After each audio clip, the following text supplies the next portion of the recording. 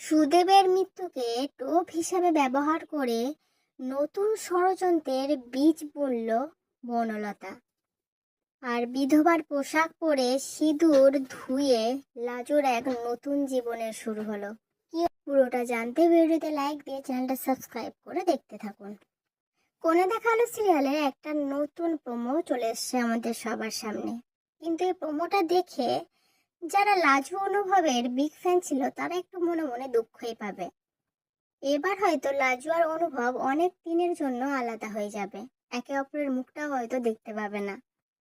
এই প্রোমোতে লাজু পাবে একটা অন্য জীবন, যে জীবনে হয়তো থাকবে না পড়াশোনা, থাকবে না তার কোনো স্বপ্ন পূরণ, থাকবে না তার কোনো শখ আহ্লাদ, শুধুই থাকবে একটা সাদা পোশাক আর বিধবার জীবন। আর অন্যদিকে বনলতা চালিয়ে যাবে তার জঘন্য ষড়যন্ত্র। তো এই নতুন প্রোমোতে আমরা দেখতে পাবো লাজু সুদেবের মৃত্যুর পরেই গ্রামে পৌঁছায়। আর গ্রামে যেতেই কমলা তো রেগে আগুন হয়ে যায় লাজুকে দেখে। কমলা বলতে থাকে, কেন এসেছো তুমি? আমার ছেলেটাকে খেয়ে তোমার শান্তি হয়নি? তখন অনুভব বলতে থাকে, ওকে প্লিজ আপনারা কেউ ওইভাবে বলবেন না। ও কি করবে? ও কি আপনার ছেলেকে মরতে বলেছিল?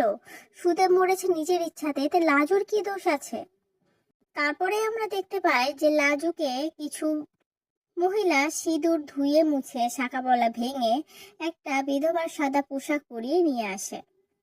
তারপর লাজু সমস্ত নিয়ম মানার পরে যখন সুদেবের বাড়িতে ঢুকতে যাবে, তখনই সুদেবের মা কমলা লাজুর পথ আটকে দাঁড়ায়।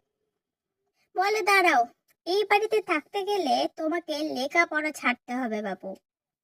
এখন থেকে আমি যা কইব তোমাকে সবটা শুনতে হবে, না হলে এই বাড়িতে তোমার ঠাঁই হবে না। চলে যাও এই বাড়ি ছেড়ে। আর লাজু অবাক হয়ে সুদীপের মায়ের দিকে তাকিয়ে থাকে। লাজুর মুখের ভাষা হারিয়ে যায়, সে যে কি বলবে নিজেই খুঁজে পায় না। আর পাশে দাঁড়িয়ে ছিল বনলতা। বনলতা বলতে থাকে, উনি যা বলছেন তাতে তুই হ্যাঁ বলে দে রে লাজু, তোকে তো এখন থেকে এখানেই থাকতে হবে। এবার দেখার পালা বনলতার ষড়যন্ত্র কত দূর পর্যন্ত যায়। লাজুর আর কি কি ক্ষতি করতে পারে বনলতা। আচ্ছা, কি মনে হচ্ছে বন্ধুরা, লাজু কি সত্যি সত্যি তার পড়াশোনা ছাড়ার সিদ্ধান্ত নিয়েই নেবে? আর ওই সুদেবের বাড়িতে এরকম বিধবা বউ হয়ে সুদেবের থেকে যাবে? আর সুদেব কি সত্যিই মারা গেছে, নাকি বনলতার কথা মতো শুধুই অভিনয় করছে?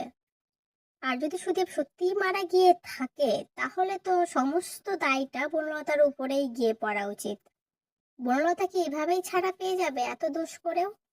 আবার এটাও হতে পারে যে বনলতার কথা শুনে সুদেব অভিনয় করতে গিয়ে হয়তো সত্যিই মারা গেছে, বা বনলতা চক্রান্ত করে সুদেবকে হয়তো কোথাও আটকে রেখেছে, যাতে লাজু তার শ্বশুর বাড়িতেই থেকে যায় আর কোনোদিন অনুভবের বাড়িতে ফিরে যেতে না পারে, অনুভবের জীবনেও ফিরে যেতে না পারে।